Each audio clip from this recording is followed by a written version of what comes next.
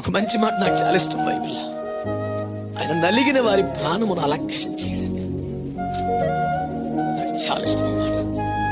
అన్యాయంగా నిందలు, అవమానాలు, వేదనలు, బాధలు, పోరాటాలు నలిగిపోయావు చూడు. నీకు ఇంకే స్పెషల్ క్వాలిటీ అక్కర్లేదు బిడ్డ. నీ నలిగిన నీ జీవితమే దేవుని నిర్లక్ష్యం చేయలేడు. ఆయన స్వభావం అది కాదు.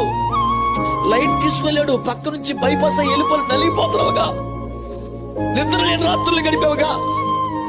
నువ్వు చేసిన నేరం కాదు, నువ్వు చేసుకున్న పాపం కాదు, నీకు వచ్చిన శ్రమ లాంటిది, నీకు వచ్చిన కష్టం లాంటిది, నీ కుటుంబ పరిస్థితి లాంటిది. అయినా విశ్వాసం వదులుకోలేదు, ప్రభువును వదులుకోలేదు. నీవే నలిగిపోయావు. ప్రభువును వదిలిపెట్టి లోకంలోకి వెళ్ళవు. ప్రభువును సంతోషపరిచే స్థాయికి రాలేకపోతున్నావు, నలిగిపోతున్నావు నువ్వు. యేసయ్య స్వభావం తెలుసా? ఆయన నలిగిన వారి ప్రాణమును అలక్ష్యం చేయలేడు అన్నాడు. ఆయన వల్ల కాదు.